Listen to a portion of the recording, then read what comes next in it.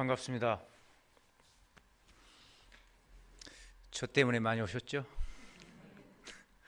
예, 반갑습니다. 우리 담임 목사님, 지의정 목사님하고는 선후배로 이렇게 엮여 있거나 뭐 친분이 있거나 같이 밥 먹거나 그런 사이는 아니고 엮여서 이렇게 잘 아는 사이예요. 예, 이 동네가 이 바닥이 좀 좁다 보니까 다 얽혀 있어요. 근데 많이 얽혀 있는 분이에요. 많이 이래저래 많이 얽혀 있는 분입니다. 그래서 저도 궁금했어요. 우리 지 목사님 어떤 분인가? 좀 궁금했는데 이렇게 또 불러주셔가지고 또 교회에 방문하게 돼서 굉장히 영광스럽게 생각합니다. 예, 오늘 이제 말씀을 하나하나 저희들이 좀 살펴보기를 원합니다. 제목이 좀 특이하죠. 예, 오늘 말씀 다음 세대에 대한 이야기에 참 적실한 그런 본문이라고 생각을 합니다. 그래서 같이 정말 깊이 고민하는 그런 그 시간이 되었으면 하는 그런 바람이 있어요. 너무나 잘 아는 이야기죠. 이 사무엘상의 역사적 배경 잘 알지 않습니까? 그냥 완전히 어둠의 시대였습니다. 제사장들 모습을 보면 말이 안 되는, 있을 수가 없는, 상상이 안 되는 그런 시대였다는 것을 그대로 지금 보여주고 있죠. 그래서 이 본문을 읽어보면 가슴이 턱턱 막히죠.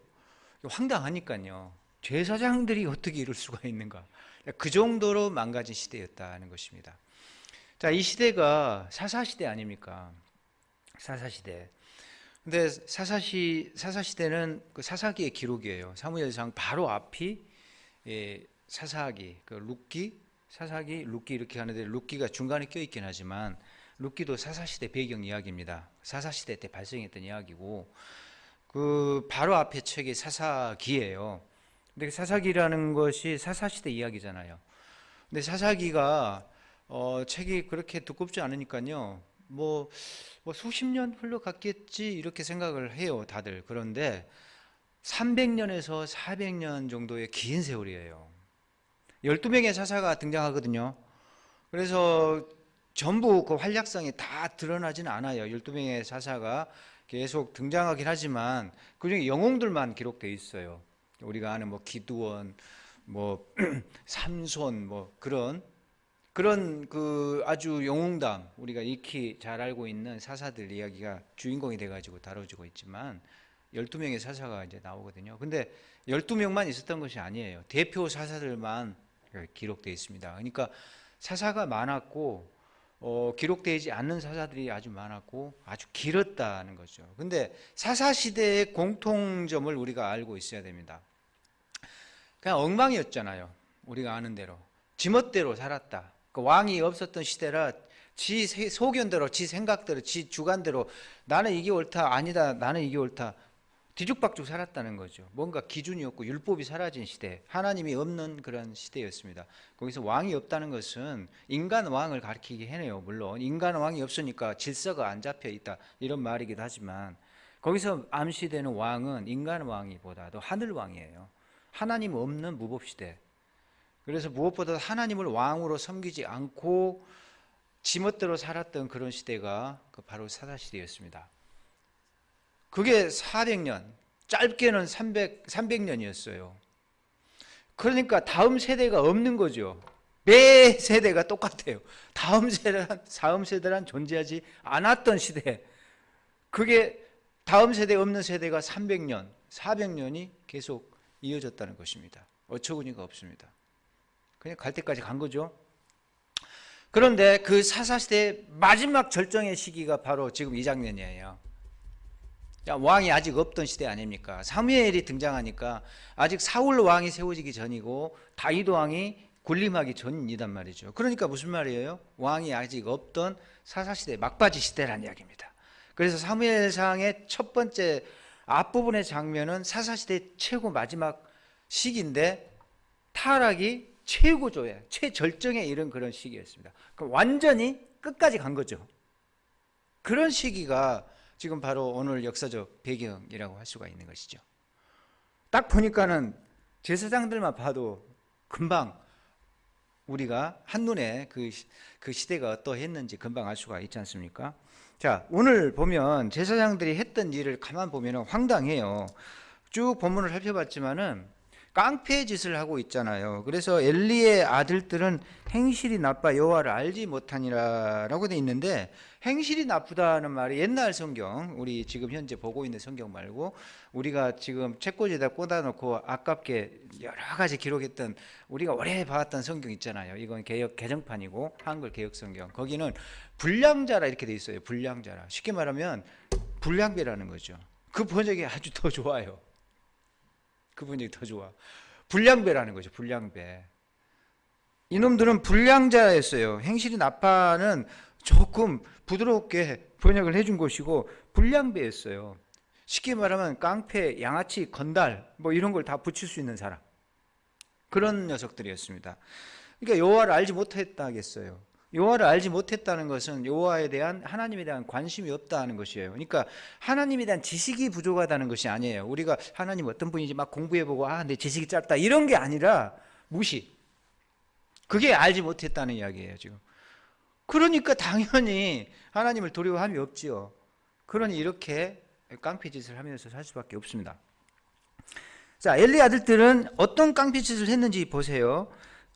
이 이제 13절부터 쭉 오늘 본문 읽었는데 제가 쉽게 설명할게요. 우리 목사님이 저를 소개하셨는데 저를 무슨 전문가라고 했죠? 레위기 전문가 아닙니까 제가? 그래서 제가 잘 알아요 이 본문을. 이제 어떤 분들은 이게 도대체 제사하긴 제사인데 무슨 제사인지를 모르겠다. 제사 현장에서 왜 이런 일이 발생하지? 왜 고기를 굽고 고기를 삶고 막 그러지? 갸우뚱할 수 있어요. 자, 쉽게 제가 설명할게요. 제사가 5가지가 있는데 뭐 번제, 소제, 화목제, 속죄제, 속건제 있습니다. 그럼 자, 레위기를 시작합시다. 자, 레위기로 갑시다. 자, 그럼 날밤 새야 돼요. 그 5가지가 있는데 여기서는 우리가 이제 그걸 다 할 수가 없고 지금 큐티 하고 있으니까 이제 목사님 또 설교도 거기에 맞춰서 하실 거고 지도를 받으시면 되고요. 5가지 제사 중에서 화목제는 고기를 나눠 먹었어요. 번제는 사람이 먹지 못해요.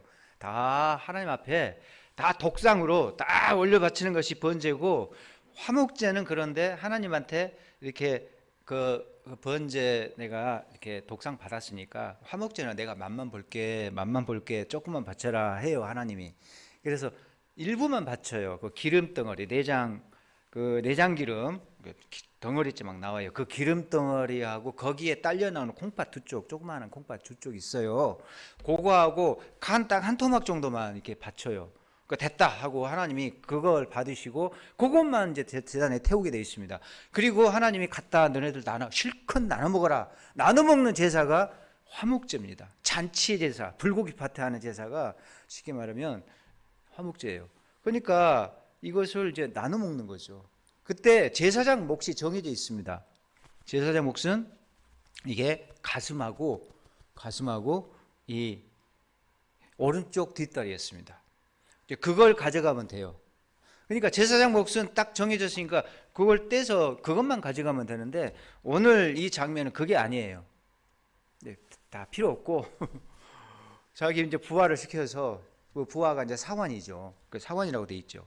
그러니까 자기 비서 부하를 시켜가지고 야 그냥 다 건져와 이렇게 한 거예요. 그러니까 삼지창 들고 가서 그냥 이렇게 보이는 대로 이제 찔러댄 거죠. 그래서 이 가슴하고 뒷다리가 당시에는 뭐 팍팍하고 찔기다 이런 생각을 가질 수가 있는데 당시에는 최고급 부위였어요. 이게 왕에게 진상품으로 올리는 부위가 가슴하고 뒷다리였어요. 그러니까 제일 좋은 부위를 드린 거예요. 근데 그건 당연히 찍어갔겠죠. 그건 당연하고 이게 봐서 안심, 등심, 뭐 갈비살 뭐 이런 걸 다 푹푹 되는 대로 찔러가지고 그냥 바로 바구니에 척척 담는 거죠. 쓸어 담는 거죠. 그런 일을 했어요. 그러니까 멋대로 고기를 집어가는 그냥 깡패짓을 한 거죠. 그래서 여기 보시면 손에 세 살 갈고리를 13절에 세 살 갈고리가 삼지창입니다. 그걸 냄비나 솥이나 뭐 고기 끄는 가마에다가 찔러내 가지고 그냥 되는 대로 걸려 나오는 대로 다 가져갔다라는 거죠. 지금 거기서만 지금 멈춘 게 아니에요. 그 정도 수준에서만. 그게 아니고 나아가서 15절 보니까 기가 막히게 기름을 태우기도 전에 또 사환이 와서 이제는 생고기 달라 이렇게 했다는 거죠. 자, 이게 이제 무슨 말인가? 생고기를 또 왜 달라고 하는가? 화목제를 가지고 오면 먼저 하나님한테 기름을, 아까 이제 말씀드린 기름하고 홍파하고 그 간 한 토막, 이거를 제단에 먼저 마땅히 바쳐야 돼요. 그리고 이것을 부위를 딱 이렇게 나눠 가지고 그걸 삶아서 이제 가져가게끔 돼 있어요. 왜 이것을 삶아야 되냐면, 이제 여기서 또 이제 왜 삶지 굳이? 구워 먹는 고기가 더 맛있는데, 여러분 구워 먹는 고기가 더 맛있죠? 보쌈 안 드셔봤구나. 보쌈집 가면 삶은 고기가 더 맛있던데. 근데 일반적으로 구워 먹는 고기가 소금 딱 뿌려가지고 또 소금 딱 찍어서 먹는 고기가 그 별미예요. 구워 먹는 고기가 훨씬 맛있어요. 그래서 사람들은 고기를 구워 먹기를 더 좋아해요. 그 여기도 마찬가지입니다. 구워 먹을 고기를 내놔라 하는 거죠. 근데 왜 이게 문제냐면, 이게 이제 화목제는 생고기를 집에 이제 들고 가서 먹어야 되거든요. 그러니까 생고기를 들고 가면 안 돼요. 그게 상할 수 있어요. 집이 좀 멀고 그러면. 그러니까 미리 삶아가지고 상하지 않도록 다 이게 미리 이렇게 조치를 다 해가지고 가져가서 먹도록 합니다. 그러니까 이거는 집에 가서 성전에서 먹는 게 아니라 집에 가져가서 상을 펴놓고 잔치상을 벌려놓고 사람을 초대해가지고 이렇게 가족, 친지, 이웃들을 모아서 같이 실컷 먹는 것이 화목제거든요. 그러니까 집이 멀고 그러면 이게 고기 상태가 안 좋아질 수 있어요. 그래서 삶아서 분배를 하게 돼 있어요. 그러니까 이 분배를 하기 전에 먼저 하나님 앞에 마땅히 제물로 제단에서 하나님 몫을 태워야 됩니다. 그리고 이제 삶아가지고 이제 제사장 목 가져가고 이제 제사자, 헌제자의 몫을 가져가서 각각 집에 가서 이제 먹도록 돼 있단 말이죠, 이걸. 그런데 기름을 태우기도 전에 가서 그 생고기 나는 지금 이제 구워 먹고 싶으니까 그거 달라고 해라. 그래서 사환이 가가지고 그거 내놔. 그걸 지금 생고기를 하나님 앞에 제사를 바치기도 전에 그걸 뜯어간 거죠. 있을 수가 없는 일이에요. 하나님보다 자기가 먼저야. 그러니까 깡패들한테 먼저 바쳐야 돼. 그러니까 지금 어떤 상황이죠? 헌제자들, 이 백성들 알아요. 제사법을 알기 때문에 이걸 드리면 안 된다는 것을, 이거 말도 안 된다는 걸 알아요. 하나님한테 먼저 마땅히 드리고 그 다음에 가져가시오라고 하는데 필요 없어요. 거기 보세요. 16절 보면 그 사람이 이르기를 먼저 기름을 태운 후에 원하는 대로 가져가도 좋소. 근데 하나님한테 먼저 기름을 태워야 되지 않겠소? 먼저 오니까 하나님이 우선이라는 거죠. 근데 그거 필요 없다는 거예요. 하나님보다 내가 우선이에요. 필요 없고 내가 먹고 싶은 부위 날 거 가져갈게. 뭐 이런 식인 거죠. 그러니까 헌제자 입장에서는 황당한 거죠. 그런데 어떻게 할 방법이 없어요. 왜냐하면 제사장들은 그때 권력자들이었어요. 마음에 안 든다. 그러면 바로 기사닥이 막 그 정도까지는 아니지만 권력자이기 때문에 벌벌 떨어요. 그러니까는 어쩔 수가 없이 지금 뺏기는 거죠. 그래서 자기가 원하는 것을 이제 뺏어가고 안 주면 내가 억지로 빼앗으리라. 16절. 억지로 그냥 뺏어간다는 거죠. 막 그런 방식으로 지금 가져갔어요. 고기를. 그러니까 그냥 세상에 건달도 이런 건달들이 없죠. 그 조폭들이 하는 거하고 똑같죠. 자기 구역에서 그 영업장 돌아다니면서 어이 오늘 수고 많네 이러면서 누나를 한번 분할이고 이렇게 사시미 칼 딱 한번 쓱 이렇게 보여주면서 말이죠. 꼼짝 못하게 해가지고 이렇게 삥 뜯어가는 그거하고 똑같아요. 조폭들이 하는 짓하고 똑같습니다. 매달 상납을 해야 되잖아요. 자, 그런 장면이에요. 그러니까 깡패도 이런 깡패가 없어요, 지금. 자, 이 소년들의 죄가 얼만큼 크다겠어요? 17절 보니까 뭐라고 돼 있죠? 자, 같이 읽어봐요. 시작. 여호와 앞에 심히 크면 그들이 여호와의 제사를 멸시함이더라. 제사를 멸시했어요. 이 백성들이 하는 일은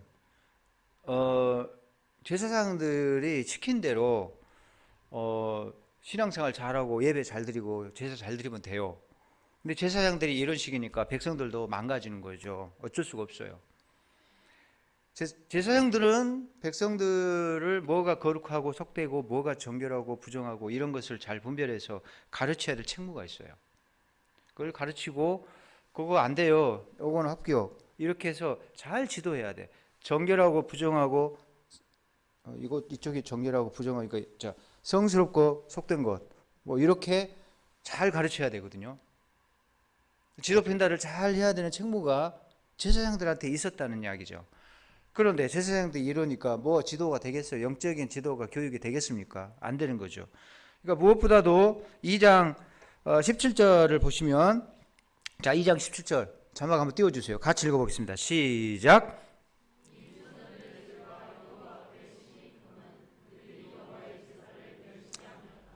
제사를 멸시했다는 것은 뭐죠? 예배를 멸시했다는 것 아닙니까? 제사가 예배잖아요. 그런데 그 아래 구절을 보셔야 돼요. 근데 사무엘은 어떻게 했다고요? 자, 같이 읽어봐요. 시작.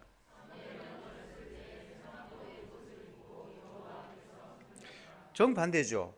딱 제사장 견습생이었어요. 제사장 이렇게 폼나는 그런 제사장 티가 나는 옷을 이렇게 훈련생 옷이라고 봐야 돼요.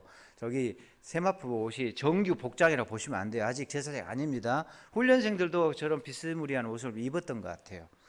아직 기름 부음을 안 받았지만은. 그리고 어떻게 했어요? 어렸을 때니까 아직 제사장이 될 수가 없어요. 여호와 앞에 섬겼더라라고 하잖아요. 그래서 섬기다는 말을 주목하셔야 됩니다. 저 섬기다는 말은 히브리어로 아바드라는 거죠.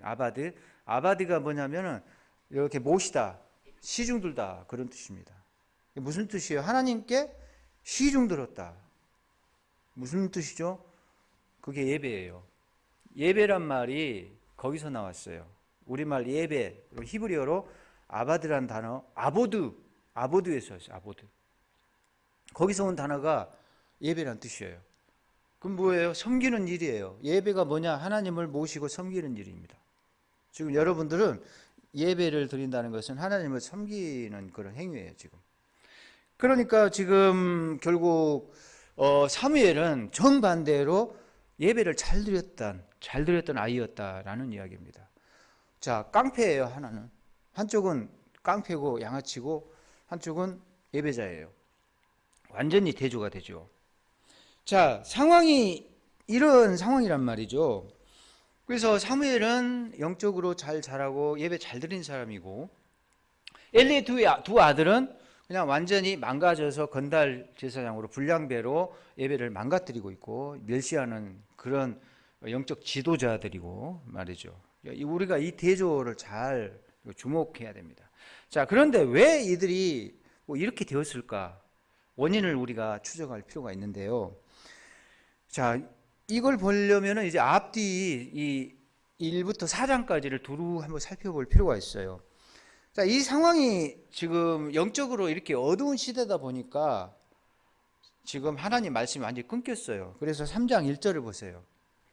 자, 이렇게 영적으로 흑암의 시대면 하나님이 말씀하지 않고 입을 닫아버립니다. 그래서 3장 1절 보시면 같이 읽어봅시다. 시작. 아이 사무엘이 엘리 앞에서 여호와를 섬길 때에는 여호와의 말씀이 희귀하여 이상이 흔히 보이지 않았더라.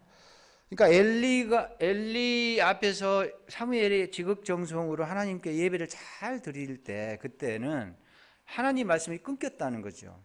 그 무슨 말이에요? 하나님이 입을 닫아버렸어요. 그러니까 말씀하지 않아요. 말씀이 끊겼다는 것은 말씀이 역사하지 않는다는 것이고, 말씀이 유통도 안 되고, 말씀이 말씀되지 않고, 말씀이 교회 예배당에 지금 성전에 없다는 것이고요. 백성들 가운데 말씀이 지금 아무런 역할을 못한다는 이야기입니다. 말씀이 없는 시대예요, 쉽게 말하면. 자, 말씀이 사라지면은 그 자리를 뭐가 메꿉니까? 미신, 점술, 마술, 폭력, 우상, 뭐 도박, 쾌락, 뭐 이런 것들이 이제 그걸 채우게 돼 있어요. 그렇잖아요. 그런 거 이제 채우게 돼 있단 말이죠. 자, 그런데 엘리 아들들이 딱 그 모양이에요. 엘리 아들들이 하는 게 말씀이 없는 그런 시대를 잘 보여주고 있어요. 말씀 자리를 고기를 탐욕하고, 그 다음에 성전에서 수종드는 그 여인들하고 막 짝짝꿍하는 장면도 있어요. 성적으로 타락하고 폭력, 이런 것을 다 채워요. 말씀이 사라지니까 인간의 이 온갖 탐욕과 욕심, 그리고 온갖 추악한 죄, 이런 것들이 가득가득 그 말씀의 자리를 채우고 있잖아요. 지금 그런 장면을 볼 수가 있는데, 여기 가만 보면은 2절 보시면 그 엘리의 눈이 점점 어두워가서 잘 보지 못했다라고 지금 돼 있어요. 자, 엘리는 90이 넘은 사람이에요. 나이가 많죠. 그래서 지금 나이 때문에 눈이 침침해졌다, 이렇게 우리가 1차적으로 이해할 수가 있습니다. 자, 그런데 요 말씀이 단지 그 엘리가 지금 늙어서 눈이 침침해졌다는 육체적인 묘사만은 아니에요. 이게 영적인 암시가 있어요. 쉽게 말하면 엘리의 영적 상태를 그대로 보여주는데, 그게 4가지 방식으로 지금 이야기를 하고 있어요. 그게 첫 번째가 이거예요. 눈이 어둡다. 자, 여기서 눈이 어둡다는 것은 단순히 그냥 늙어서 눈이 잘 안 보인다는 것이 아니고 영적 눈이 어두워졌다는 것입니다. 엘리는 영적 눈이 어두워진 사람이다, 이것을 지금 말해주고 있어요. 그런데 하나님의 등불은 안 꺼지고 있다라는 것은 하나님은 여전히 역사하신다는 거죠. 하나님이 역사하시는데 영적 눈이 어두워졌으니까 그걸 못 봐요. 그래서 첫 번째는 엘리의 눈이 점점 어두워서 잘 보지 못한다라는 것이고, 그때 그가 자기 처소에 누웠다고 했잖아요. 영적으로 게으른 사람이고 이미 영적으로 타락한 사람이기 때문에, 영적으로 이미 죽어 있는 사람이다 보니까, 그때에 3장 2절을 보면 그가 자기 처소에서 누웠다라고 돼 있어요. 처소가 뭡니까? 자기 집이에요. 쉽게 말하면 사택 가서 잠이나 자고 있어요. 지금 시대가 암울한 시대인데, 이 시대가 어떤 시대인데, 지금 곧 있으면 전쟁이 날 수 있는 블레셋이 쳐들어오는 그런 시대단 말이죠. 영적으로 둔감해요. 이렇게 자기 처소에 누워 있고, 그런데 지금 3절 보면, 3장 3절을 보면은 사무엘은 하나님의 궤에 있는 여호와의 전 안에 누웠다라고 돼 있어요. 이렇게 돼 있잖아요. 이거 대조가 딱 돼 있습니다. 이게 뭘 말할까요? 하나님의 사무엘은 그때 당시에 지금 어디에 누워 있었냐면 실로라는 그 마을에 성막에 이제 세워져 있었습니다. 근데 부속 건물이 많아요. 성막은 못 들어가요. 견습생이니까, 소년이기 때문에 제사장들만 거기 들어갑니다. 시무하는 제사장들만 성막에 들어가기 때문에 여호와의 등불이 있고 뭐 향단이 있고, 거기에는 견습생 소년이 들어갈 수가 없어요. 오해하시면 안 돼요. 지금 거기서 잠을 잤던 것이 아니에요. 그러니까 성막 본당에서 잠을 잔 게 아니라, 그렇게 오해하시면 안 돼요. 거기는 못 들어가요. 그리고 거기는 잠자는 장소가 아닙니다. 큰일 나요. 잠자면 제사장도 거기서 잠자면 안 돼요. 거기 숙소가 아니에요. 얼른 일하고 나와야 돼요. 거기는 그러니까 잠을 자는 장소가 아니에요. 그리고 아이가 들어갈 수 있는 공간이 아니기 때문에 성막 본당이 아니라 부속 건물, 쉽게 말하면 우리식으로 하면 교육관. 이해가 되세요? 교육관이라고 보시면 돼. 교육관에서 훈련 받고 거기서 기도하고 말씀 보고, 그러면서 거기서 지금 하나님을 시중 들면서 잠도 거기서 자는 거죠. 자, 게을러 빠진 영적으로 지금 뭘 보지 못하는 엘리는 사택 가서 이렇게 그냥 잠이나 자고 있고, 저 꼬마 소년 사무엘은 영적으로 민감해서 살아있기 때문에 거기서 하나님을 열심히 시중 들고 있고, 교육관이지만 거기서 훈련을 잘 받고 있고, 그 장면을 그대로 보여주고 있어요. 자, 첫 번째 엘리의 지금 영적인 상태는 뭐냐? 눈이 어두웠다는 거죠. 영적 상태가 형편없습니다. 눈이 어두워서 보지를 못해요. 하나님의 일하신 것, 하나님의 빛, 이걸 못 보는 거죠. 어두워서 못 봐요. 그 다음에 두 번째 3장 4절부터 두 번째 영적 상태가 나와요. 자, 그러니까 사택이 아마 교육관하고 거의 붙어 있었던 것 같아요. 왔다 갔다 금방금방 할 수 있는 장소였던 것 같아요.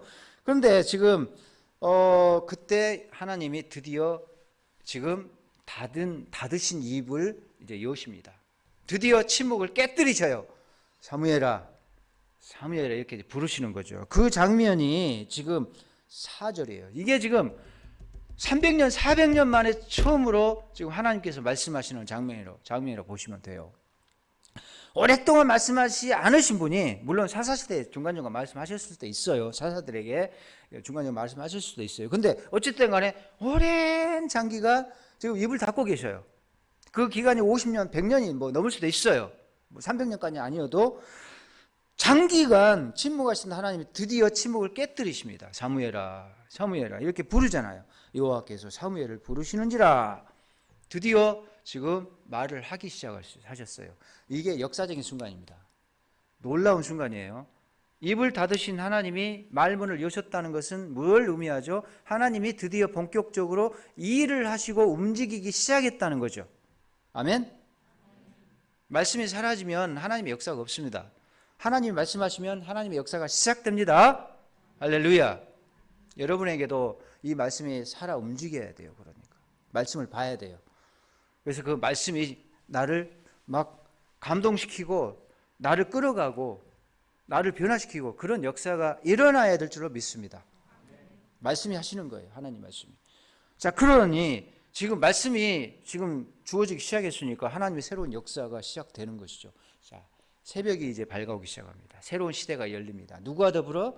사무엘과 더불어 열리는 것이죠. 그래서 실질적으로 하나님은 사무엘을 사용하시죠. 그리고 새로운 역사가 일어나죠. 사사시대가 이제 끝나요. 엘리 시대가 종치고 마감하고 어두웠던 시대는 물러가고 이제는 사무엘과 더불어 새로운 시대가 열려요.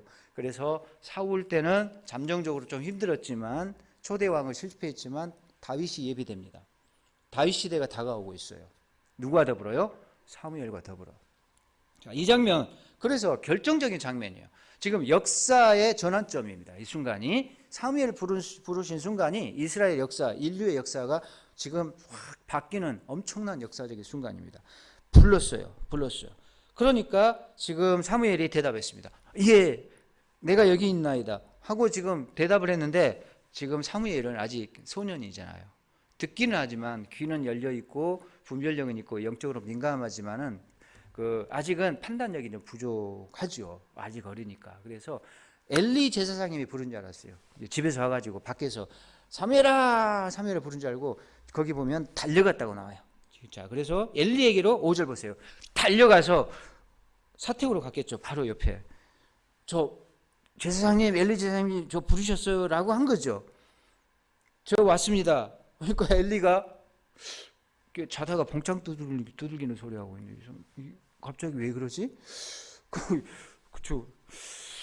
이상하네 이 녀석. 그러면서 어이가 없어가지고 눈만 깜빡깜빡 하면서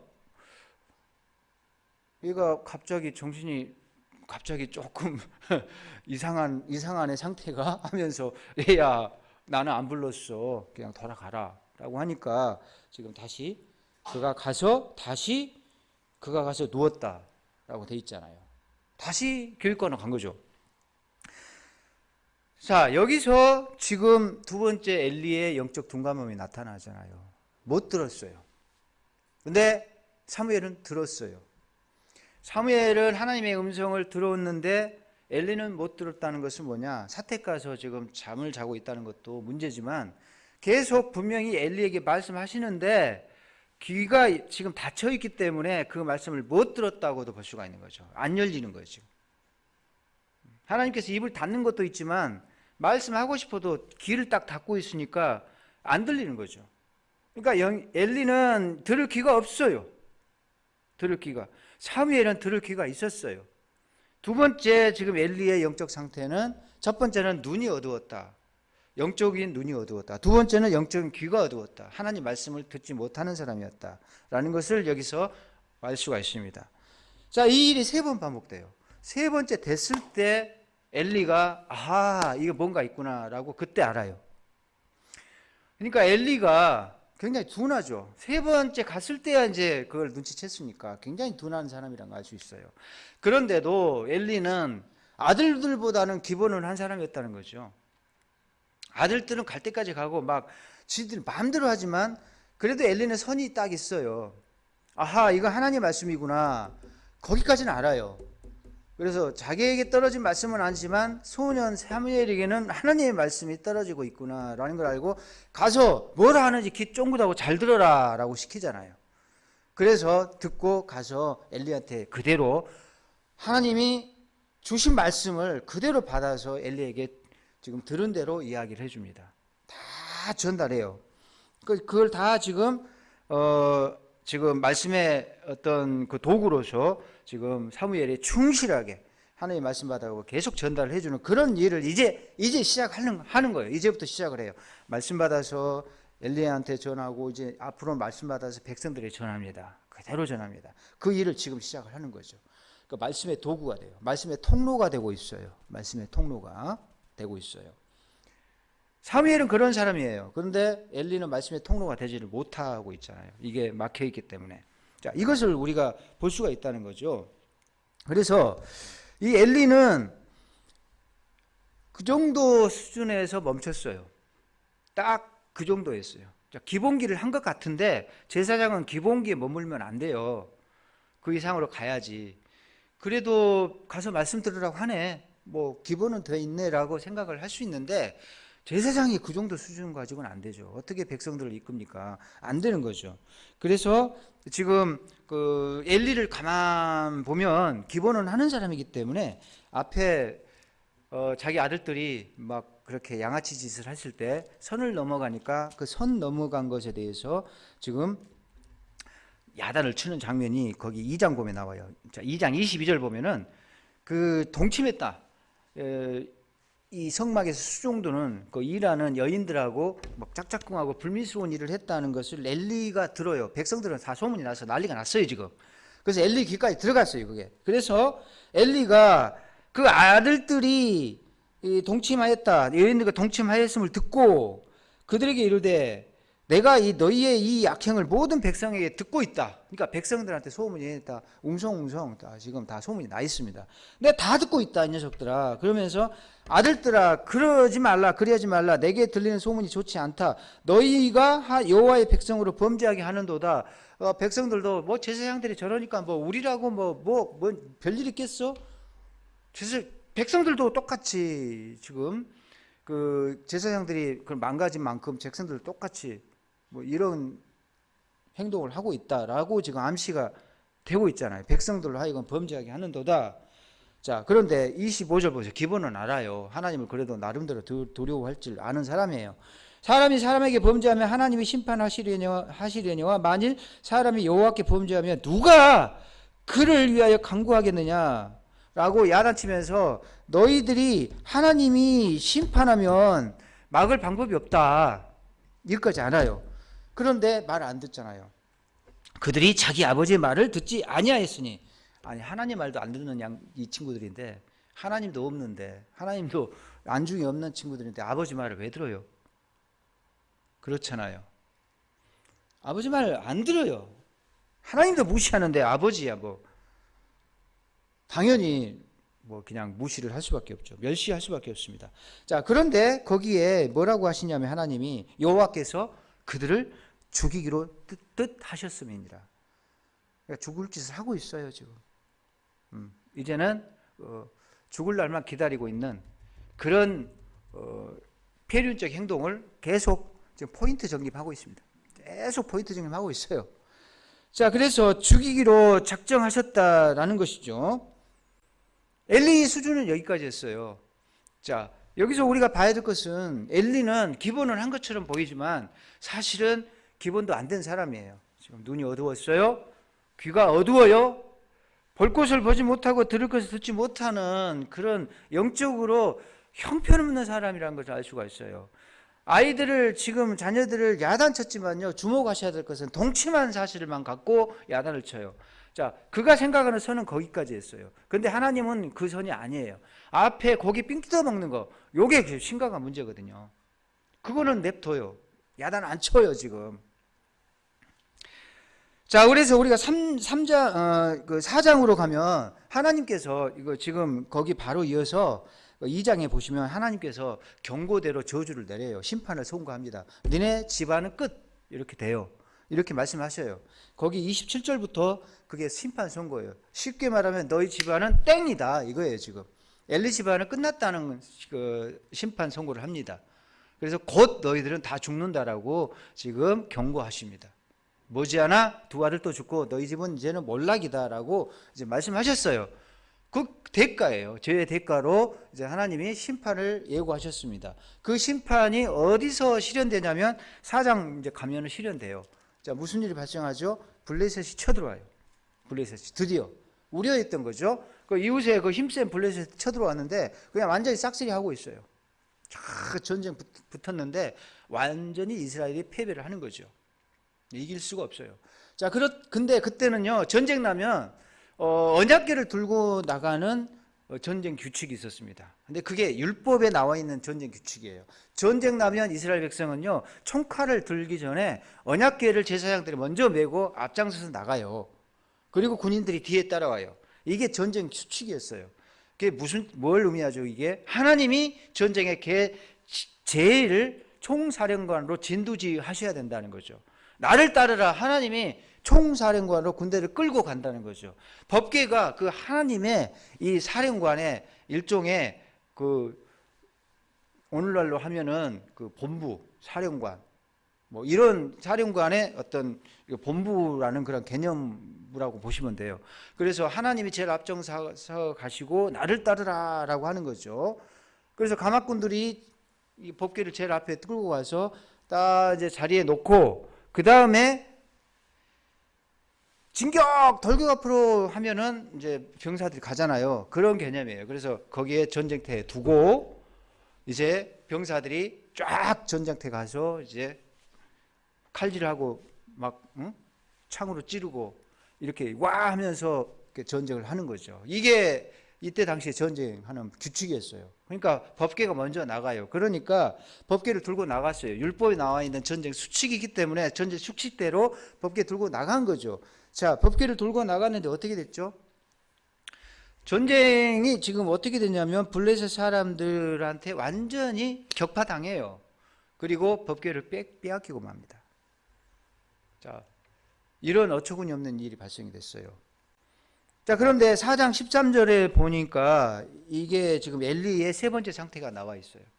엘리가 당일에 어떤 베냐민 사람이 진영에서 달려와서 자, 13절 이렇게 되어 있어요. 보고를 해요. 전쟁터에 달려와서 패전 소식을 알리는 거죠. 13절 같이 읽어봐요. 13절 시작.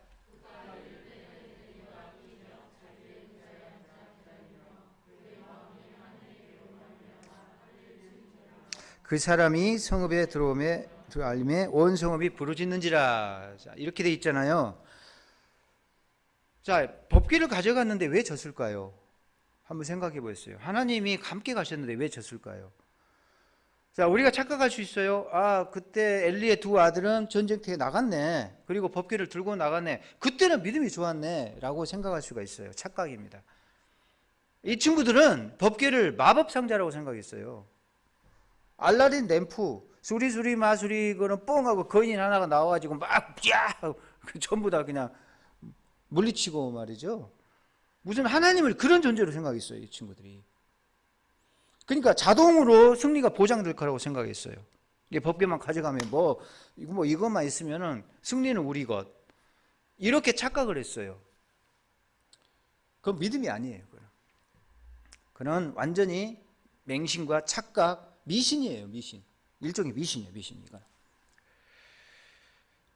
자, 하나님은 법궤와 더불어 역사하시는 거 맞지만 하나님이 그 법궤에 임재하고 계실 때 법궤가 효력을 발생하는 것이지 하나님의 법궤를 떠나버리면은 이 법궤는 그냥 아주 좋아 보이는 비싼 상자, 나무 상자예요. 그냥 괴짝이에요, 괴짝.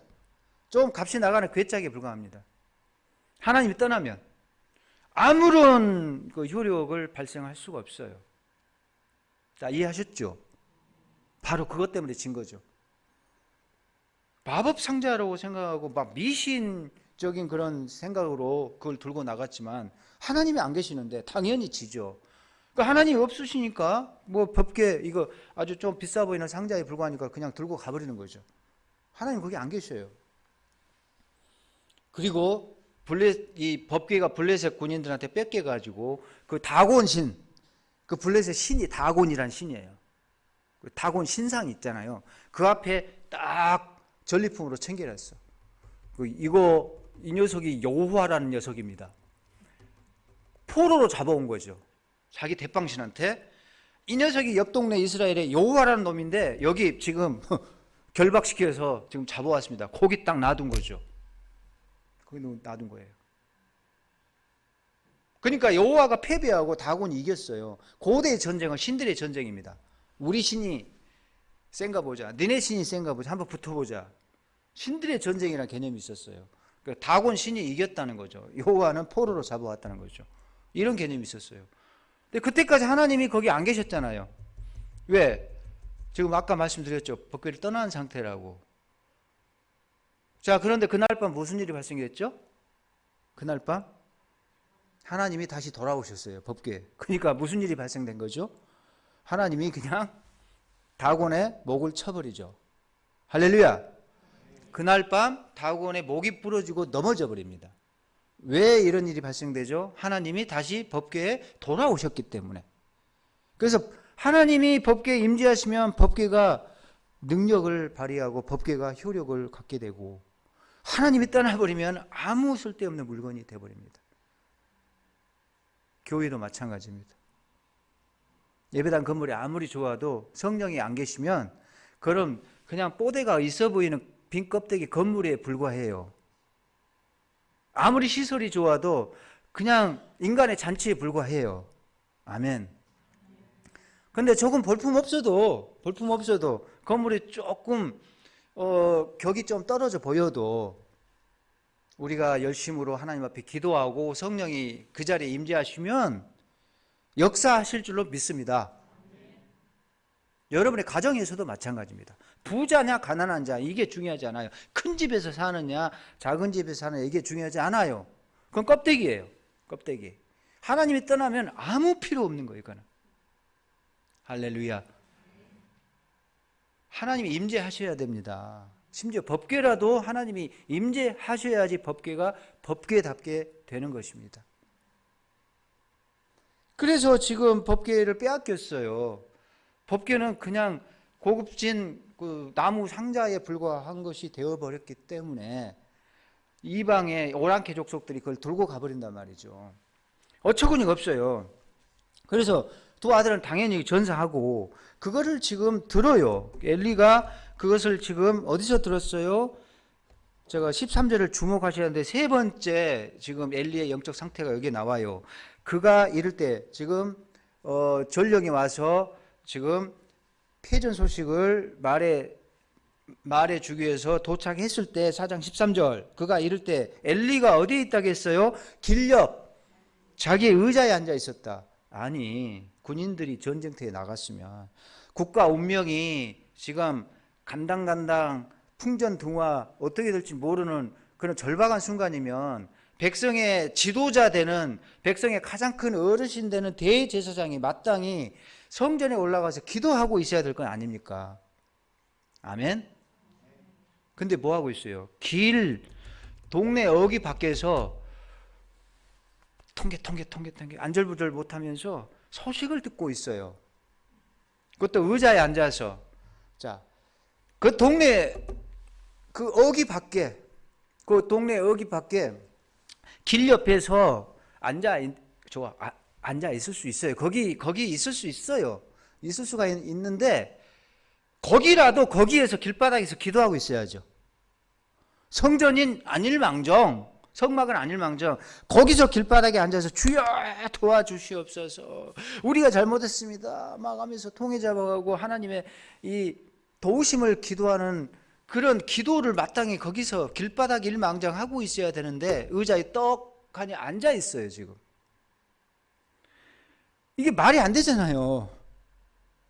지금 상황이 어떤 상황인데 의자에 앉아 기다리면서 통계 가슴이 벌렁벌렁 하고 있어요. 그게 얼마나 믿음이 없는지를 알 수가 있잖아요. 그래서 그의 마음이 하나님의 기회로 말미암아 떨릴 즈음이라 떨리고 있어요. 자, 그런데 지금 쭉 이렇게 소식을 지금 전해주잖아요. 17절 보세요. 지금 졌습니다. 완전히 지금 우리 다 이제 망했습니다. 다 도망갔습니다. 그리고 홈리와 비누에서도 죽임을 당했습니다. 제일 마지막 결정타. 하나님의 교회는 빼앗겼나이다. 그래서 지금 18절 보면 지금 그러니까 세 번째 상태, 영적 상태, 영적 우둔함은 엘리의 지금 세 번째 망가진 영적 상태는 뭐냐? 기도하지 않는 모습이다. 첫 번째 눈이 어두웠다. 두 번째는 뭐라고요? 귀가 어두웠다. 세 번째는 기도하지 않는다. 이게 세 번째 상태예요. 비상시에도 지금 국가의 운명이 걸려 있음에도 불구하고 두 아들이 전쟁터에 나갔는데도 불구하고 백성의 지도자로서 기도하지 않는 이 어처구니 없는 모습을 우리가 발견해요. 길가에 앉아서 막 안절부절 못하고 의자에 앉아가지고 어떻게 되나 막 이렇게 지금 믿음 없는 그런 모습을 우리가 발견하는데, 쉽게 말하면 기도하지 않는 엘리입니다. 이게 세 번째 엘리의 영적 상태예요. 자, 네 번째 엘리의 상태가 보고를 들었을 때 나와요. 보고를 들었을 때, 자, 18절 보세요. 괴는 빼앗겼나이다. 결정타를 딱 맞고 18절 같이 읽어봐요. 시작. 엘리가 자기 의자에서 뒤로 넘어져 문 곁에서 부러져 죽었으니 나이가 많고 비대한 까닭이라. 그가 이스라엘의 사사가 된 지 40년이었더라. 그 소식을 듣고 충격받아가지고 의자에서 뒤로 벌러덩 넘어져가지고 목이 부러져서 죽었다고 돼 있어요. 근데 그 이유가 뒤에 나오잖아요. 나이가 많고 비대한 까닭이라. 자, 이게 엘리의 지금 상태를 보여줍니다. 네 번째는 뭐냐? 비대한 엘리예요. 비대하다는 말은 뭐냐면 이제 히브리어로 카베드예요. 카베드. 이게 무겁다, 묵직하다 그런 뜻입니다. 몸이 묵직한 사람이었어요. 강호동 정도 막 이렇게 묵직한 사람이었어요. 이렇게 묵직한 사람인데 뚱뚱하다는 거죠. 그러니까 뚱뚱한 제사장이었다라는 것이죠. 다행히 여기는 지금 조금 뚱한 안 계시네. 설교 시간에 앉아 계시면 조금 미안한 마음이 있어요. 근데 걱정하지 마세요. 식욕 때문에 이렇게 뚱뚱해진 거하고 좀 달라요. 이거는 우리가 이제 먹는 거를 못 참고 해서 그냥 통제가 안 돼서 이렇게 몸이 비대해진, 그렇게 해서 조금 뚱뚱해진 분하고 엘리의 이 뚱보, 이 엘리의 비만함은 좀 달라요. 전혀 달라. 이유가 다릅니다. 그러니까 나도 좀 뚱한데 이렇게 할 필요 없어요. 자격지심 가실 필요 없어요. 자, 이게 왜 문제냐면, 다른 분들하고 다른 뚱보들하고 달리 엘리가 왜 문제냐면, 지금 몸이 비대해진 이유가 뭐겠어요? 뚱보가 된 이유가 뭐겠어요? 열심히 고기를 먹었어요. 열심히 고기를 먹었어요. 누가 가져온 고기겠어요? 누가 가져온 고기였어요? 아들들이 가지고 온 고기예요. 그러니까 제가 아까 말씀드렸죠. 자기가 지금 정해진 선은 성막에서 불미스러운 짝짝꿍한 여인들과, 그거는 용납이 안 돼요. 그래서 그거는 책망을 했는데, 고기 삥 뜯어 먹는 거, 그거는 이거 오늘 또 가지고 왔니? 실컷 먹었어요. 두 아들의 고기 잔치에 동참했어요. 거기까지예요, 엘리가 수준이. 제가 말하는 엘리의 기본은 거기까지예요. 실컷 먹은 거죠. 그걸 평생 먹었어요. 40년 동안 먹었다는 거죠. 그래서 이스라엘 사사가 된 지 40년인데 98세인가에 죽어요. 근데 사사가 된 40년이니까 제대로 본격적으로 고기 먹기 시작한 지가 지금 한 40년째 되는 것 같아요. 열심히 먹어댔어요. 그래서 이렇게 됐어요, 결국. 자, 그러니까 비대한 엘리는 결국 엘리의 영적 상태를 그대로 보여주고 있습니다. 영적으로 뚱뚱한 거예요. 영적인 근육이 없어요. 영적으로 삐둥삐둥 살은 쪘는데 좋은 의미가 아니에요. 그거는 영적인 근육이 전혀 없어요. 영적으로 너무 비대해서, 영적으로 비대하다는 말은요, 근육이 없다는 이야기인데, 근육이 없다는 건 민감하지 못하다는 거예요. 할 일을 안 한다는 거죠. 움직이지를 못하는 거예요. 영적으로 비대하니까 뭘 하겠습니까, 여러분? 뭘 하겠어요? 영적으로 비대했어요. 몸을 가누지를 못해요. 그러니까 떨어져서 꽝 하면서 목이 부러져 죽는데, 이게 또 재밌는 암시가 있습니다.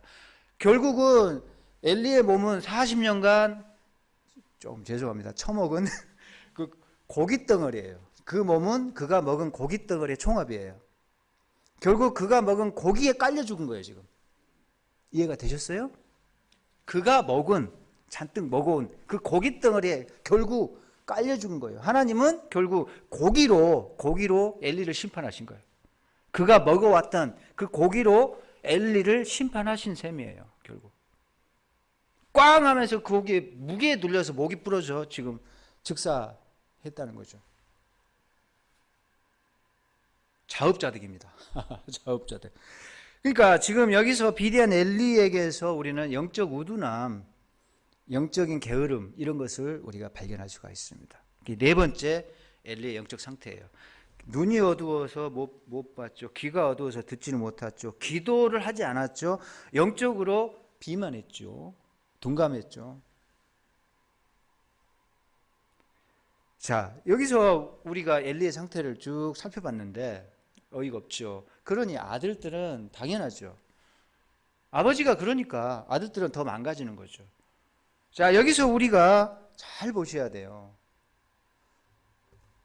엘리의 두 아들의 책임은 아버지 엘리한테 책임이 많이 돌아간다라는 것을 우리가 알 수가 있습니다. 근데 사무엘은 정반대죠. 사무엘은 아까 하나님을 잘 섬긴다고 그랬죠. 그런데 사무엘의 부모님은 어떤 분들이었어요? 그 유명한 엘가나. 매년 성막에 올라가서 예배를 빠진 적이 없어요. 정기적으로 정한 예배 시간에 올라가서 하나님 앞에 계속 가축을 짐승을 갖다 바치고 신실한 사람이었습니다. 훌륭한 남편이었어요. 얼마나 한나를 사랑했습니까? 한나가 애를 갖지 못하니까 두 배나 챙겨주고 늘 두 배나 사랑해주고 정말 그런 좋은 남편이었어요. 하나님을 잘 섬기고 남편으로서 100점짜리고 말이죠. 얼마나 멋져요. 목사님은 몇 점이세요? 정말 멋지잖아요. 그렇게 훌륭한 아버지였어요. 그럼 어머니는 더 훌륭하잖아요. 여자가 자녀를 갖지 못했다, 아들을 갖지 못했다, 실패한 거죠. 완전히 그 저주받은 거예요. 끝난 거예요. 그 당시에. 그 당시에는 그랬어요. 아무리 부잣집에 살아도 소용없어요. 아무리 남편이 뭐 권세 있고 뭐 지위가 높아도 다 필요 없어요. 벤츠 타고 다니고 큰 집에 살고 다 소용없어요. 애를 못 낳고 아들을 갖지 못하면은 그걸로 끝났어요. 그걸로 심판, 저주받은 인생, 실패한 인생으로 평가가 돼요. 그러니까 어이가 없잖아요. 나는 잘못한 게 없는데 남편이 이렇게 나를 사랑하고 나도 하나님을 사랑하고 예배를 빠진 적이 없고 너무너무 속상한 거죠. 하나님 저한테 왜 그렇습니까? 근데 한 번도 하나님을 떠난 적이 없어요. 원망은 하죠. 하나님 왜 그랬어요? 저한테 왜 그랬어요? 원망은 하죠. 근데 하나님을 떠난 적이 없어요. 하나님의 곁을 한나가 절대 떠난 적이 없습니다. 그래서 남편 따라서 계속 하나님께 예배 드립니다. 드려요. 그러니까 얼마나 신실합니까? 그렇게 해서 태어난 아기가 사무엘입니다. 그러니까 부모 교육이 제대로 됐죠. 그러니까 사무엘의 부모 때문에 사무엘이 이렇게 훌륭하게 자랐다. 이렇게 우리가 볼 수가 있는 거죠. 물론 하나님이 다 준비하셨어요. 사무엘도 예비하셨어. 태어나게 하시고 신실한 부모한테서 태어나게 하시고 하나님이 다 하신 일이에요. 이건 할렐루야. 때가 돼서 하나님이 지금 역사를 시작하시기 때문에 새벽을 지금 이제는 새로운 시대, 새로운 이제 여명이 밝아오게 하시고 새로운 시대를 열기 위해서 사무엘을 준비해서 이제는 일하게 하시는 분은 우리 하나님이셔요. 다 하나님의 장중에 있는 줄 믿습니다. 근데 하나님이 하시는 일인데 우리 삶의 차원에서 우리가 지금 현재를 살아가는 우리 현실적인 우리 인생의 차원에서 보면 부모를 우리가 주목해야 된다는 거죠. 부모가 어떻게 살았는가 그걸 주목해야 돼. 하나님은 그렇게 하셨지만 우리가 현실의 우리의 생활 속에서 부모가 과연 어떻게 했는가를 보고 관찰하고 뭔가 교훈을 얻을 것이 있다는 거죠. 신실했잖아요. 신앙의 모범을 보였잖아요. 엘리는 망가졌잖아요. 그러니까 아이들도 망가지잖아요. 이게 뭐죠? 부전자전. 따라서 합시다. 부전자전. 이 부전자전의 원리가 성경에서 엄청 중요합니다. 정답이에요. 정답. 그래서 우리는 이 원리, 이게 세상의 원리만 아니에요. 영적인 원리라니까요. 그래서 우리가 이 원리를 붙잡아야 돼요. 부전자전이다. 내가 어떻게, 부모가 어떻게 하느냐에 따라서 아이들이 어떻게 되느냐 거의 결정이 된다. 이것을 지금 엘리야하고 엘가나 한나의 모습에서 우리가 발견해야 됩니다. 할렐루야. 이게 부전자전의 원리입니다. 할렐루야. 이거 부모님한테 꼭 제가 드리고 싶은 말이에요. 근데 그것만 있는 것이 아닙니다. 그것만 있는 것이 아니에요. 자, 따라서 합시다. 붙다 잤다. 붙다 잤다. 이게 뭐냐? 아버지는 아버지고 아들은 아들이다. 아버지 따로 아들 따로. 이것도 원리가 작동해요. 성경에 나와요. 희한하게. 왜 그러냐면 두 가지 사례만 말씀드리고 제가 마무리할게요. 마치겠습니다. 두 가지 사례예요. 오늘 메시지 이제 특강이죠. 저도 좀 헷갈리네. 두 가지 사례인데 첫 번째는 사무엘이 이렇게 잘했잖아요. 훌륭하잖아요. 부모님, 좋은 부모님, 훌륭한 부모님 영향을 받아가지고 사무엘이 참 잘해서 감동적인 사례를 남고 엄청 큰 영향력을 발휘했어요. 그렇죠. 그런데 사무엘을 보면은 사무엘 아들들로 가잖아요. 아들들이 다 순식간에 또 망가져요. 아들들이 뇌물 받아먹고요. 마지막 사사가 아들들이 했어요. 사무엘은 영웅사사로는 영웅사사로는 마지막이에요. 사무엘은 사사이기도 하고요. 제사장이기도 하고요. 선지자이기도 하고 3대 직분을 다 가졌어요. 예수님하고 비슷해요. 예수님은 왕이고 제사장이고 선지자이시잖아요. 3대 직분을 가졌죠. 사사가 왕하고 똑같았어요. 왕이 있기 전에 왕하고 똑같았어요. 왕, 제사장, 선지자 3대 직분을 다 가진 사람이었어요. 그러니까 예수님을 지금 예고하는 인물이에요. 예수님이 새로운 시대를 여셨던 것처럼 사무엘도 새로운 시대를 열어가기 시작해요. 그런 점에서 예수님의 예표 역할을 하고, 물론 다윗도 예수님을 예표하는 역할을 해요. 근데 사무엘은 사무엘대로 예수님을 예표하는 역할을 해요.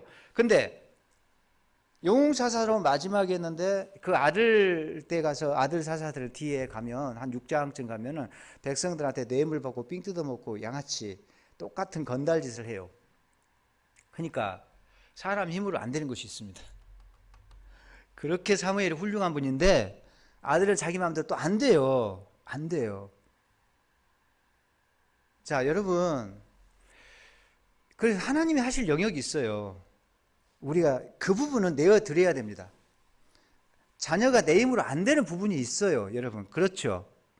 내 힘으로 안 된다니까요. 내가 아무리 새벽기도 잘 나오고 하나님을 잘 섬기고 신앙생활 잘해도 아들은 내 뜻대로 내 소망대로 안 되는 경우가 많아요. 내 능력 밖의 영역입니다. 그건 하나님께 맡겨야 됩니다. 근데도 불구하고 부전자전의 원리는 이것은 너무나 중요한 원리로 거의 들어맞아요. 그래서 이 원리를 우리가 부여잡아야 되는데, 그러나 부여잡되 하나님의 영역이 있다. 내 힘으로 안 되는 영역이 있다. 이걸 우리가 겸손히 고백할 수가 있어야 됩니다. 자, 이걸 우리가 볼 수가 있어요. 그래서 하나님이 하실 영역이 있다라는 것을 우리가 이제 깨달아야 되고요. 그 다음에 그 붙다 잤다라고 말씀드렸는데, 그게 지금 사무엘과 그 자녀들이 따로따로잖아요. 그래서 사무엘은 잘했지만 그 다음 세대에서 그대로 또 망가지는 것을 볼 수가 있어요. 안타깝죠. 근데 고라라는 사람이 있었습니다. 민수기 14장을 보시면 고라 일당들이 반역을 일으켜요. 250명이. 그때 대빵이 고라였습니다. 이 고라가 딱 패거리를 이끌어가지고 모세하고 아론을 달라들어요. 한번 해보자. 왜 아론만 대제사장을 독점하냐? 우리도 레위 집안인데 왜 우리는 제사장을 못해? 불만이다. 라고 하면서 이제 반역을 한 거죠. 근데 모세와 아론은 하나님이 정하셨잖아요. 하나님이 너가 지도자하고 네가 영적인 제사장 집안으로 네가 이제 일을 해라. 하나님이 정해 주셨어요. 그러니까 하나님이 정하셨기 때문에 그걸 되들면 안 되죠. 근데 그러니까 고라의 반역은 하나님께 대한 대항이었어요. 그 결과 어떻게 됐습니까? 바로 하나님께서 심판하셔서 고라와 그 일당들이 몰살을 당하고 말아요. 250명이 순식간에 하룻밤 사이에 다 몰살당합니다. 그런 일이 있었어요. 자, 그런데 그 민수기를 쭉 계속 읽잖아요. 정말 재밌는 장면이 나중에 나와요. 그 장면에서 안 나옵니다. 나중에 한참 뒤에 가면 너무 재밌는, 정말 의미 있는, 어떻게 보면 감동적인 그 장면이 나옵니다. 그게 뭐냐면 고라의 아들들은 살아남았어요. 고라의 아들들은 도망갔어요. 그때 아버지를 따라가지 않았어요. 아버지를 안 따라갔어요. 아니, 아버지가 그래도 그 좀 힘도 있고 권세도 있고 대장 노릇도 하고 그러면 이게 조금 애들도 폼 잡고 그럴 수도 있고 아빠 응원할 수도 있고 해요. 그런데 아들들이 딱 보니까 영적 판단력이 있는 거죠. 이거 사고 생기겠다, 일 생기겠다라고 아들들은 알았어요. 직감적으로. 그래서 아버지를 따라가지 않아요. 그래서 아버지냐 하나님이냐를 선택해야 될 때 그들은 하나님을 두려워해서 아버지를 따라가지 않고 하나님을 따라갑니다. 그래서 피했어요. 그 살아남아가지고 고라의 아들들이 나중에 어떻게 된지 아세요? 놀라지 마세요. 사무엘이 그 고라의 후손이에요. 지금 사무엘이. 할렐루야. 사무엘이 고라의 후손입니다. 놀라운 사실이죠. 또 한 가지요. 고라의 후손들이 나중에 역대기를 보면요. 그들이 성전의 문지기부터 시작해서요. 성전에 이것저것 잡일을 다 하고 중책을 다 맡아서 다 맡아가지고 직무를 수행합니다. 노래를 다 맡아요. 노래. 성가대를 맡아서 합니다. 그리고 특별히 시를 또 많이 썼어요. 시편. 고라 자손의 시, 고라 자손의 시. 시편 읽다가 제목 보면 여러 번 나오죠. 시편 읽다가 그 제목 보면 고라 자손의 시 여러분 나오는 거 읽어본 적 있으시죠? 고라 자손의 시가 그 고라 후손들이 쓴 시예요. 그 시편에 여러 편이 한 7편 정도 들어가 있습니다. 그 시편 여러 편이 들어갈 정도로 정말로 업적을 남긴 위대한 가문을 구축한 사람들이었습니다. 누구 이름으로 시가 기록되어 있어요 지금? 그 벌받아서 심판받은 고라, 지옥 간 그 조상 고라. 그 심판받아서 지옥불로 지금 떨어져 불심판을 받았던 그 고라의 이름으로 시편 제목이 지금 붙어 있다니까요. 아버지는 망했지만 아들은 살았습니다. 아버지는 완전히 망가질 대로 망가졌지만 아들들은 완전히 위대한 영적 가문을 새로 세웠습니다. 할렐루야. 이게 붙다 잤다의 원리입니다. 아버지는 아버지고 나는 나다. 이 원리가 또 작동해요. 자, 부전자전의 원리가 1차적으로 가장 중요하게 작동합니다. 이게 거의 맞아요. 그런데 우리가 할 수 없는 영역이 있다. 사무엘의 아들들을 망가진 거 보면 이게 있다는 거죠. 그러니까 붙다 잤다예요. 아버지 따로 아들 따로가 부정적으로는 사무엘의 아들들, 붙다 잤다 원리가 부정적으로 작동하면 사무엘의 아들 같은 모습으로 나타납니다.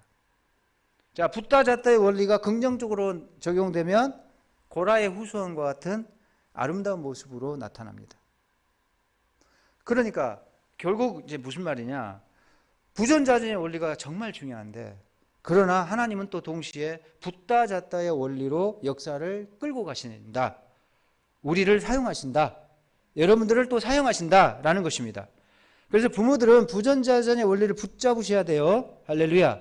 붙잡고 하나님, 우리 자녀는 그래도 망가지지 않게 해주세요. 기도해야 될 영역이 있습니다. 그래서 여러분들이 부전자전의 원리를 그대로 순종하면서 믿고 하나님 앞에 간구하면서 그걸 살아내셔야 돼요. 엘가나와 한나처럼. 이게 제가 부모 세대에게 하고 싶은 말씀이에요. 할렐루야. 그래서 부전자전의 원리는 우리 부모 세대가, 기성세대가 붙잡아야 될 원리고, 붙다 잤다는 지금 우리 다음 세대가 붙잡아야 될 원리인 줄로 믿습니다. 엄마 아빠가 형편없어요. 뭐 기대할 것이 없어요. 나는 흙수저야. 이번 생은 나는 흙수저니까 가망 없어. 이번 생은 땡. 자, 이런 생각이 우리 한국 사회를 이제 지배를 하고 있어요. 흙수저 타령하면서. 자, 세상 사람들은 그렇게 말할 수 있어요. 그러나 예수 믿는 사람들, 하나님 믿는 사람들은 절대 그러지 말자. 왜요? 아버지가 부모님 망가졌어도 나부터 새로운 역사가 일어날 수 있을 줄로 믿습니다.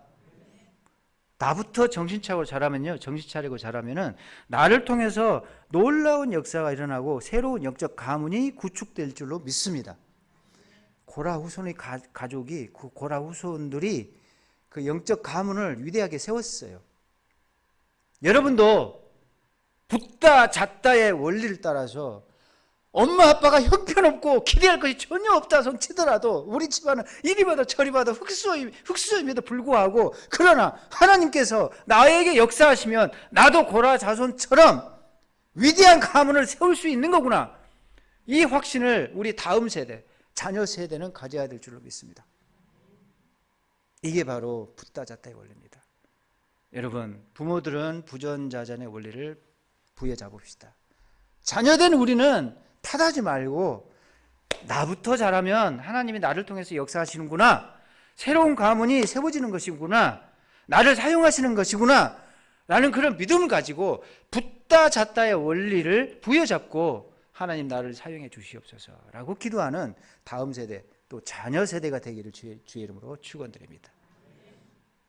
자, 우리 다 같이 말씀 생각하시면서, 좀 시간이 꽤 갔지만 자, 같이 기도 한번 할까요? 자, 통성으로 우리 각자 자기 세대가 있잖아요. 부모 세대는 부모 세대로서 기도하시고, 또 자녀 세대는 자녀 세대대로 함께 기도해서 세대가 어우러지는 이 시간 합심기도 시간이 됐으면 좋겠습니다. 하나님, 내가 잘 살게 해주세요. 그래서 사무엘과 같은 아이들이 나를 통해서 나타나고, 그들이 신앙의 유산을 잘 이어받고, 그들이 또 큰 일을 감당할 수 있도록, 이 다음 세대를 책임질 수 있도록 해주세요 라고 우리가 지금 기도했으면 좋겠고요. 자녀 세대들은 하나님, 부모님 사랑합니다. 그러나 부모님은 저에게 특별한 유산, 특별히 영적 가문으로서 영적 유산을 물려준 건 없지만, 하나님, 제가 잘하겠습니다. 저를 사용해 주세요. 저를 통해서 역사해 주시고, 제가 가진 것도 없고 지금 여러 가지 상황도 난감하고 막막하지만 하나님께서 이 부족한 종을 들어서 사용해 주십시오. 믿습니다. 하나님, 아버지는 아버지고 저는 저임을 믿습니다. 하나님께서 저를 통해서 역사해 주세요 라고 기도하는 자녀 세대, 다음 세대가 되었으면 좋겠습니다. 그래서 우리 세대를 각각, 우리 세대 때 우리가 사는 세대를 우리가 각자 책임지는 우리가 되었으면 좋겠습니다. 우리가 이 시간 같이 하나님 앞에 기도하겠습니다. 하나님 아버지, 은혜를 감사합니다. 오늘 말씀을 통해서 우리 세대가 어떻게 우리 시대를 감당해야 될지 살펴보았습니다. 하나님 아버지, 불쌍히 여겨주시고 우리가 부모 세대로서 잘 살아갈 수 있도록, 모범을 보일 수 있도록 하나님 도와주시옵소서. 엘리처럼 살지 않도록 해주세요. 사무엘 부모처럼 엘가나와 한나처럼 살 수 있도록 해주세요. 엘가나와 한나처럼 우리가 신실하게 하나님을 잘 섬기는 저희들이 되게 해주시옵소서. 우리를 통해서 또 사무엘이 태어나게 해주시고, 우리를 이어서 대를 이어서 사무엘 같은 인물들이 또 다음 세대를 책임질 수 있도록 하나님 역사해 주시옵소서. 자녀된 저희들 기도합니다. 하나님, 아버지는 아버지고 저희는 저희입니다. 하나님, 저희를 또 사용해 주시옵소서. 저희를 쓰임받기를 원합니다. 하나님 아버지, 하나님께서 부족한 저를, 막막한 상황 속에 있는 저를 하나님께서 사용해 주시기를 원합니다. 주여 불쌍히 여겨 주시옵소서. 주여 사용하여 주시옵소서.